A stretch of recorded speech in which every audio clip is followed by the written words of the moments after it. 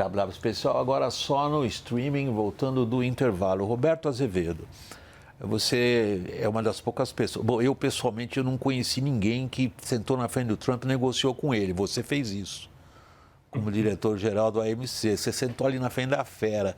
Alguém usou recentemente, até no nosso programa diário, uma expressão muito divertida, que é: o Brasil está na situação de quem entrou numa jaula para brigar com um gorila.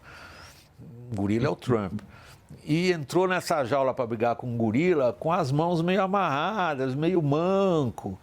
E nessa questão de brigar com um gorila, Roberto, muita gente lembra do seu nome. Nós temos, como foi assinalado aqui, setores que já estão sofrendo pesadamente. E eles são bem diversos entre si. Nós temos pequenos produtores de mel no Piauí. Nós temos gente vendendo peixe. Nós temos a Embraer vendendo avião.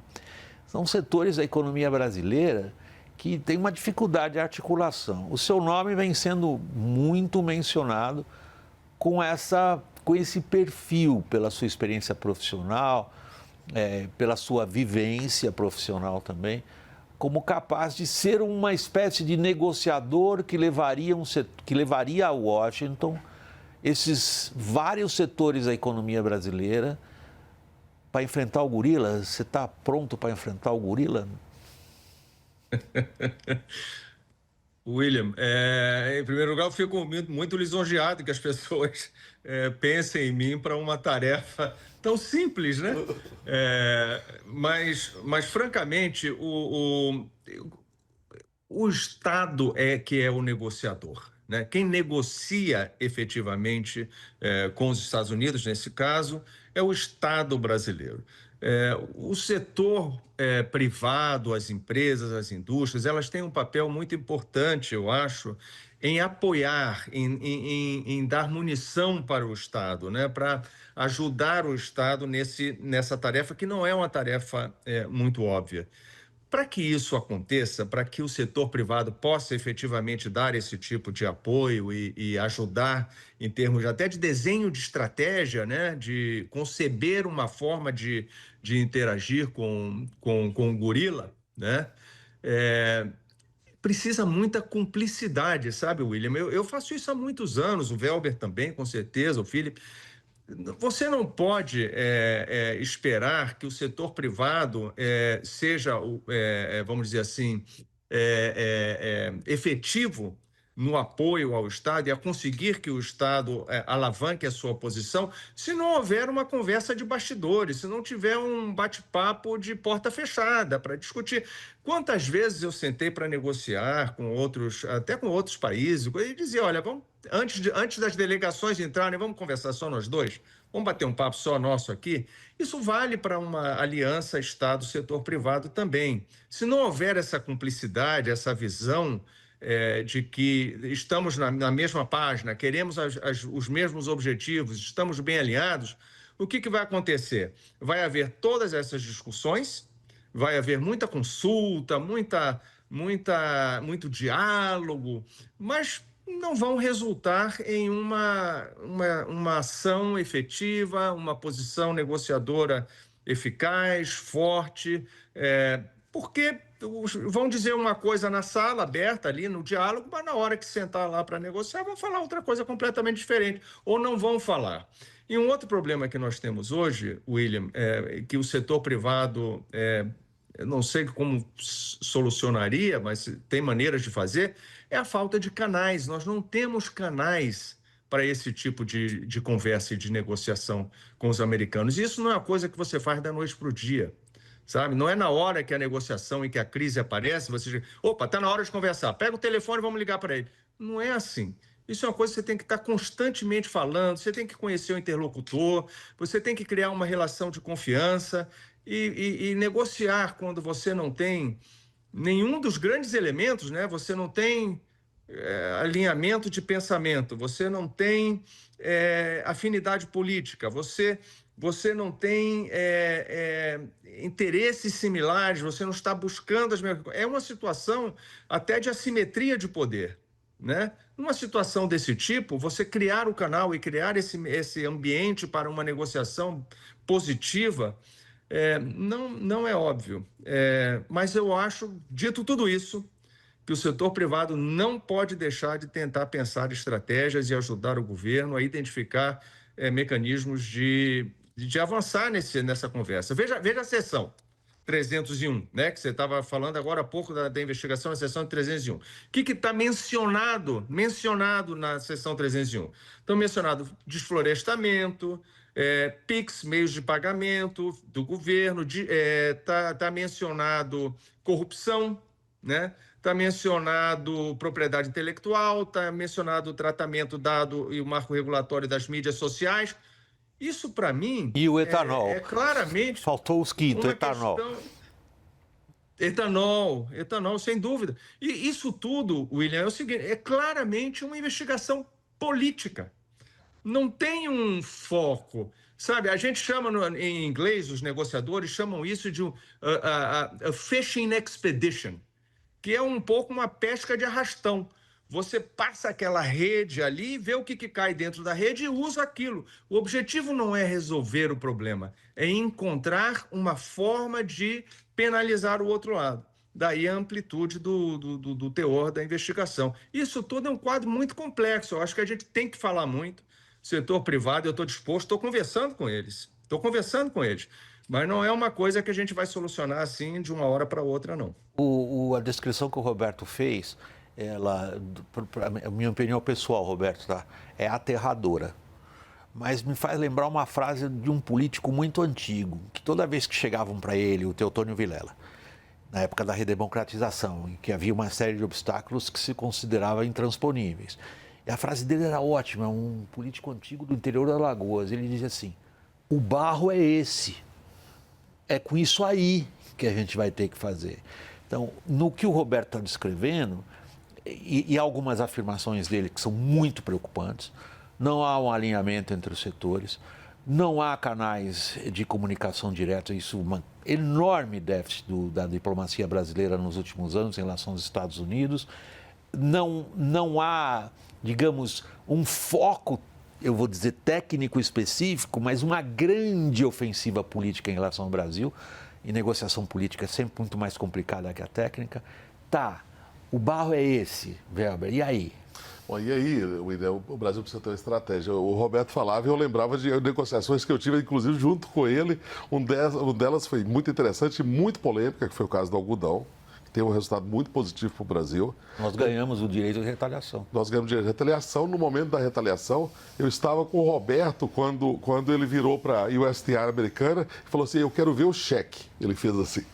E era o cheque da indenização dos agricultores brasileiros, dos cotonicultores brasileiros, que o Brasil acabou vencendo. Uma negociação que foi muito difícil. E houve várias outras situações de conflitos comerciais, por exemplo, de divergência ideológica, na época do governo Kirchner da Argentina, por exemplo, com muitas licenças, barreiras contra o Brasil, onde acontecia isso. Eu me encontrava com o secretário argentino no dia anterior, no jantar, só nós dois, para depois ter a reunião pública, onde a negociação é muito mais difícil, porque dentro do governo tem conflito. Dentro do governo tem disputa por espaço, tem interesses diferentes. Às vezes o setor privado está presente, o governo tem que fazer uma representação de legitimidade perante o seu setor privado, que complica muito a situação. Então, muitas das negociações que avançam comerciais acabam tendo uma atividade de bastidor muito forte. E aí o Brasil está desarticulado para isso hoje. O Brasil tem excelentes negociadores no Itamaraty, no MIDIC, gente com muita experiência, mas é isso, houve um gap durante algum tempo, particularmente em relação a este governo dos Estados Unidos, e hoje você precisa de um acesso, inclusive a mecanismos de pressão lá, do setor privado americano, do Congresso americano, que não se cria de um dia para o outro. Então, nós estamos numa situação de ter que fazer uma estratégia muito rápida para atingir esses objetivos. Eu tenho, claro, profissionalmente eu me dedico, sou obrigado a tentar entender também como é que setores da economia brasileira se preparam, enxergam esse quadro que o Roberto descreveu e que você também. Há sempre uma dúvida na cabeça. A gente vê isso entre empresários dos vários setores. A gente vê do setor industrial, manufatureiro, a gente vê empresários do setor agroindustrial nas suas várias vertentes, que é uma dúvida, eu não sei se a gente consegue ajudar. Me parece que uma dúvida, não sei se há uma resposta para ela. Que é a seguinte, Felipe, começando por você. Um bocado de gente diz, olha, ele até agora não assinou uma ordem executiva. Esse negócio de 50%, isso aí é uma conversa. Aí a investigação pelo 301, ela é para criar uma base jurídica, porque a própria carta que ele mandou para o governo brasileiro pode ser desautorizada num tribunal americano. Então, não é uma coisa para a gente encarar, porque ela é muito difusa, como o Roberto disse. Pega de tudo. Pega do STF ao PIX, pega do Toffoli, tirando agora do doleiro do Alberto Youssef, quando começou a Lava Jato. Quer dizer, isso, imagina o impacto internacional de uma coisa dessa em termos desse país está combatendo a corrupção assim. Então, essas coisas todas formam um arco que leva muitas pessoas no setor privado a pensar o seguinte, espera aí, isso é uma tremenda de uma briga política, a política atrasa, mas quando a gente puder chegar nas questões que algumas são técnicas e colocadas, como a do etanol, por exemplo, ou da propriedade intelectual, aí a racionalidade da economia se impõe. A irracionalidade da política cede o primeiro plano para a racionalidade e a competência dos negociadores. A diplomacia brasileira tem tradição, pode corrigir essa deficiência em algum tempo, mas aí a gente pega uma entrevista do Steve Bannon, que é um estrategista e ideólogo do Trump, que volta a ter sobre ele uma enorme ascendência intelectual, portanto política. E as pessoas perguntam para ele, o que vocês estão fazendo com o Brasil? Qual é o sentido disso? Vocês estão jogando um aliado geopolítico no lixo, como fizeram com outros, não é privilégio nosso. Vocês estão querendo uma modificação do sistema doméstico político brasileiro? Vocês estão querendo que o judiciário brasileiro responda aos Estados Unidos? Onde vocês estão com a cabeça? E aí a resposta do Steve Bannon é a seguinte, I love it. This is MAGA, baby. Welcome to the new world. E este é o grande problema para quem na iniciativa privada brasileira hoje está pensando nesse mundo. Nós estamos vendo uma sessão de bravatas? Ou esse é o new world? No qual, na ausência de regras, o gurilão simplesmente faz o que quer.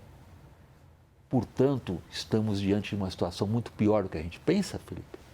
A situação não é fácil e eu diria o seguinte, quer dizer, por mais difusa que a carta possa ser, ela já exerce efeitos muito concretos sobre os agentes econômicos. Há contratos que estão sendo desfeitos, cancelados, e etc, etc. Então, o impacto já é nítido e é a partir de uma nova regra, que é a regra do New World, né? E eu diria o seguinte, quer dizer, que no fundo você tem um conjunto de agentes econômicos, você tem a sociedade gritando hoje, né? E eu acho que o Estado ele tem que ouvir essas diferentes forças e o Estado, sim, tem que ele próprio extrair a vertente do que se chama interesse nacional. Ele está fazendo isso? Eu espero que sim. Eu acredito que sim. Mas isso é uma esperança, não é uma conclusão. Não é uma conclusão, mas eu acho que é um prognóstico do que deveria ser feito. Ouvir os setores, ouvir a sociedade, extrair o que é um interesse nacional. O vetor do interesse resultante do interesse nacional, ele tem que levar em conta todo mundo, mas ele tem que levar em conta também que há perdedores, né? Nem todo mundo vai ganhar, mas a receita para mim, é uma resposta muito firme e dura. Não podemos fraquejar quando a soberania é atacada de tal forma como foi, né? Soberania na sua versão mais gritante. Inaceitável. Inaceitável. Absolutamente inaceitável o que o Trump fez em relação à soberania brasileira. Inaceitável. Não importa a crítica que a gente possa fazer ao STF. Pois é. E, nesse sentido, então, não cabe uma outra coisa que não uma resposta muito dura e articulada. Isso vai doer na mão dos meus amigos citricultores, vai doer na mão de setores que não conseguem deslocar esse comércio, mas no médio prazo acredito que o Brasil sai muito mais forte na medida em que tem uma resposta dura e conseguir deslocar esses fluxos de comércio para tantos outros países. Eu queria colocar uma pergunta para a gente encaminhar a um arredondamento da nossa conversa. Roberto, começando por você aí em Miami, nós iniciamos essa conversa aqui do WW Especial em torno do conceito de geopolítica e economia. O que o Trump está fazendo com o Brasil faz sentido geopolítico? não está fazendo isso com o Brasil, William. Ele está fazendo isso com todo mundo. Aquela imagem que você pintou, que veio de um programa anterior de vocês, da pessoa estar dentro da jaula querendo brigar com o gorila. Mas o gorila não está brigando só com a gente, está brigando com todo mundo, né? E tem muita gente. Ele vai perder também, né? Ele terá perdas também. Eu não acho, honestamente, que a saída para o Brasil seja desacoplar dos Estados Unidos. Dizer, não dá para negociar, não dá para conversar com esse gorila aí, eu vou me relacionar com outros, vou para outra jaula. Eu acho que isso não é a resposta. A nossa relação com os Estados Unidos é muito mais profunda do que o relacionamento comercial apenas. Nós temos relações de investimentos, é o maior investidor no Brasil de longe, né? As empresas brasileiras têm laços sobretudo, as de maior valor agregado, importantes no relacionamento com os Estados Unidos, até em termos de tecnologia, de mercado. É o caso da Embraer, seguramente, mas há muitas outras também. Eu acho que a gente não pode abrir mão de uma conversa com os Estados Unidos. Agora, francamente, em uma negociação qualquer, William, uma coisa é o que você diz, é o que você fala, é o que você externaliza para a imprensa, para a opinião pública, etc. Outra coisa é o que você quer mesmo, né? A minha abordagem para uma situação desse tipo era sentar com o meu interlocutor americano, se eu tivesse um, né? Eu sempre tive, mas eu ia encontrar quem é o meu interlocutor ou os meus interlocutores principais e perguntar, olha aqui, o que vocês querem? Qual é a linha que é o piso de vocês? O que vocês querem? Qual é o mínimo que vocês querem? O que vocês precisam para resolver? E eu vou ver se eu consigo atender isso ou não. Pode ter uma posição em que a gente consiga um ganha-ganha de alguma certa forma. Às vezes o ganha dele é maior do que o meu, mas uma cisão completa entre Brasil e Estados Unidos, eu acho um mau negócio para o país. Não acho que deva ser isso a nossa estratégia. Desde o começo, lá atrás, ainda no começo das relações mais acirradas entre Estados Unidos e China, William, não sei você, mas quem acompanha um pouco as coisas que eu tenho falado, eu sempre disse, o pior cenário para o Brasil é se ele tiver que escolher entre Estados Unidos ou China ou quem quer que seja.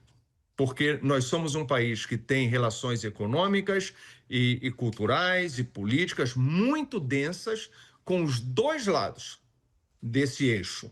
E a gente não pode se dar ao luxo de fazer a escolha de Sofia, de dizer eu vou ficar com o lado A ou vou ficar com o lado B. Agora, esse é o desafio da diplomacia. Esse é o desafio de você ter boas relações com dois polos que não se toleram ou que se veem com grande desconfiança. Eu acho que a gente não pode deixar de buscar esse equilíbrio. A sua citação literária cinematográfica é muito triste, Roberto. Né? Para quem na nossa audiência não acompanha, a escolha de Sofia é uma escolha impossível. É a mãe, na rampa do campo de Auschwitz, a quem o carrasco nazista lhe dá essa escolha. Qual dos seus dois filhos vai morrer? Qual dos seus dois filhos vai sobreviver? É horrível a gente estar colocado na escolha de Sofia. Porém, eu vou seguir um pouco adiante na tua figura de linguagem e perguntar duas coisas. Você consegue identificar o que os americanos querem, Welber? E eles estão nos empurrando para uma escolha de Sofia? William, olha só, tem uma primeira coisa que eu acho que a gente tem que levar em consideração, que esse período do Trump vai passar. Não quer dizer que não vai deixar marcas muito profundas nos Estados Unidos. Vai deixar. Tanto na polarização, no enfraquecimento das instituições, na perda do valor das universidades. Vai ter uma série de legados negativos desse período que vão ser lembrados lá adiante e alguns são irreversíveis. Então, mas, de qualquer forma, a relação com a sociedade americana vai ser permanente com o Brasil, por várias razões que o Roberto mencionou. Então, acho que não há uma consciência, principalmente do Trump, quanto aos danos que está provocando a médio prazo. Não estou falando só do Brasil, não. Eu estou falando do Canadá e do México, que tem 80% das exportações para os Estados Unidos, e ele desobedecendo um acordo que ele mesmo assinou, o USMCA. Você tem uma perda de credibilidade, você tem uma fragilização institucional e você tem, e essa é uma observação que eu li outro dia que é bem interessante, quem perde tão brutalmente numa negociação não esquece, vai querer o troco lá na frente. Então, os Estados Unidos estão colocando problemas futuros que vão chegar. E aí, quando você trata especificamente do Brasil, o Brasil tem uma relação estável com os Estados Unidos, comercialmente, economicamente. 200 anos. Exatamente. E se você pegar os últimos 15, 20 anos, é basicamente comércio e investimentos mantidos nos mesmos patamares. Com poucos contenciosos, com poucas disputas bilaterais. Essa lista que foi apresentada pelo governo Trump está lá no relatório do USTR há muitos anos. De fevereiro do ano passado. Exatamente. Então mas tem coisa que está lá há muito tempo. E realmente foi uma expedição para catar tudo que tinha, porque o Trump colocou na carta que ia ter a 301. Então, gera-se um nível de conflito que nós temos que ter, inclusive, a cabeça fria para saber que essas negociações, alguns dos problemas que estão ali, como é o caso, por exemplo, de contrafação, de pirataria, é algo que se resolve com cooperação internacional. Não é algo que você possa impor ao outro país. Eu me lembro muito da situação do embaixador brasileiro que ia para uma reunião sobre isso em Nova York, passou por Chinatown, comprou uma bolsa falsificada com recibo e deu de presente para o negociador americano. Para mostrar, é um problema internacional, não é algo que você possa impor ao outro. Felipe, eu sou obrigado a encerrar o programa. Eu queria colocar você na situação agora de ser um pouquinho mais breve. Peço desculpas pela falta de educação. Nós estamos sabendo escapar dessa escolha de Sofia? Não sei. Vamos saber nos próximos dias, né, nas próximas semanas. Mas eu queria rapidamente comentar duas colocações do Welber e do Claro, à Roberto. vontade. A primeira é que, Welber, eu não sei se o fenômeno Trump é algo passageiro. O movimento eleitoral mundial mostra que talvez não seja tão passageiro assim, né? E com relação ao Roberto, eu queria dizer o seguinte, o interlocutor, ainda que tivéssemos, hoje todos estão com medo, não é? Se você vai falar com reitores, presidentes de grandes universidades, eles estão assustados, né? Então, não sei se é tão fácil a gente encontrar um ambiente em que o diálogo possa prevalecer, a racionalidade, em termos que a gente conheça, né, da racionalidade iluminista, ela possa prevalecer hoje. É um ambiente muito obscuro. Eu acho que a racionalidade é a do MAGA. Pois é. O MAGA é a morte do iluminismo. Pois é. Então, enfim. Eu queria... até me constrange parar uma conversa dessas, mas mesmo no streaming a gente tem um limite de tempo de produção. Roberto Azevedo, só lembrando, me lembrei agora, o autor dessa figura de linguagem do gurilão, com quem a gente tem que brigar, foi Murilo de Aragão, CEO da Arco Advice, participando de um WW na semana que passou durante a noite. Roberto Azevedo, muito obrigado pela disposição de estar aqui na roda. Se você puder ajudar nessa função da qual muitos acham que você seria a melhor pessoa, a gente vai aqui com a nossa solidariedade, nosso desejo de boa sorte, bom trabalho. E muito obrigado. Sou eu que agradeço, William. Welber, muito obrigado. Welber Barral está aqui conosco no estúdio na Avenida Paulista. Felipe Young, igualmente. Muito obrigado pela participação aqui no programa. Igualmente, William. Prazer enorme. Meu agradecimento especial é a você que nos acompanha. Até a próxima, pessoal.